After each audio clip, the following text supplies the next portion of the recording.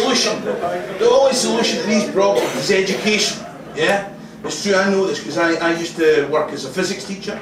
I'm not going to ask you if you think I look like a physics teacher, because I did that in Dundee once and a bloke at the back shouted, "No, you look more like Blue out of Popeye, you fat fucker." I'm not going to ask you if you think I look like a physics teacher, but I was a physics, in fact I was a very popular physics teacher, I'll have you know. Yeah. The school I worked in, the 5th year girls voted me, the school teacher most likely, to settle out of court, so...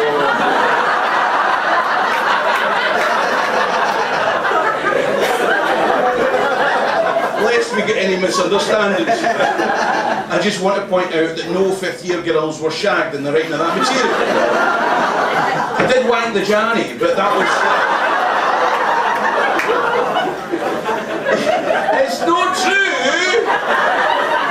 I'm just being... The kids they're wee shites these days, aren't they? You know, it's true. You know, I was in a school, 2 hours I was in a school, and a 14-year-old boy told me to fuck off. A 14-year-old boy told me to fuck off. I don't let my own children tell me to fuck off. And I'm getting a shag their mum, right? Okay, yeah, they're wee bastards. And you're not even allowed to throw them out the classroom anymore, yeah? There's one guy, every time he comes into my class, he's rude, he's obnoxious, he's clearly got no interest in education whatsoever. But can I throw him out the classroom? No, because he's the fucking headmaster, right? The system's fucked. I had one girl, right? I'd been warned about this girl, yeah? And she came into my class, she sat there and I said, before we start, if you're going to be in my class, you're going to play by my rules. She said, "You're just a Mongol." A teacher, right? "You're just a Mongol." I said, "That is exactly the kind of thing that gets you into trouble in this school." She says, "I don't care." She stood up and she stormed out of the door. She turned round and she says, "And you're a fat Mongol." That shocked me. Because she noticed I was a Mongol before she noticed I was fat.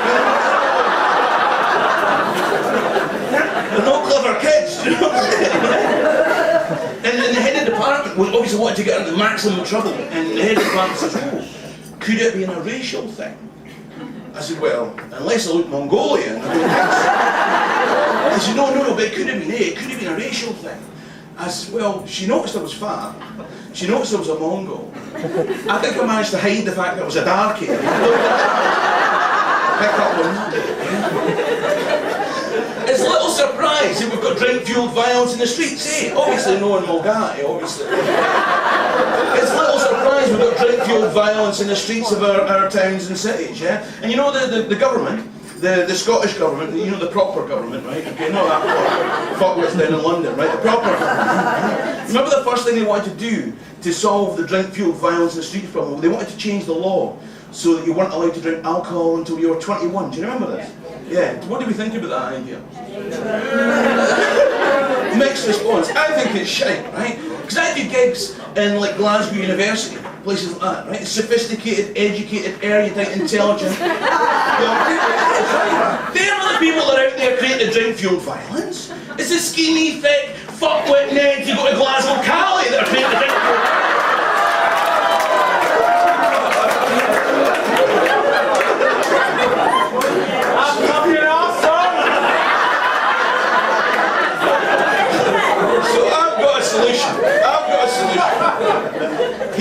Here's what we do. We change the law so you're not allowed to drink alcohol until you've got 5 standard grades. This is a much better solution, isn't it? You'd be standing in a pub, say to the bloke next to you, "Do you fancy a pint?" You'd be like, "I can't, I'm thick as fuck." The whole of Paisley would be teetotal. Anyway, ladies and gentlemen, my time's out. It's been a joy being in Glasgow.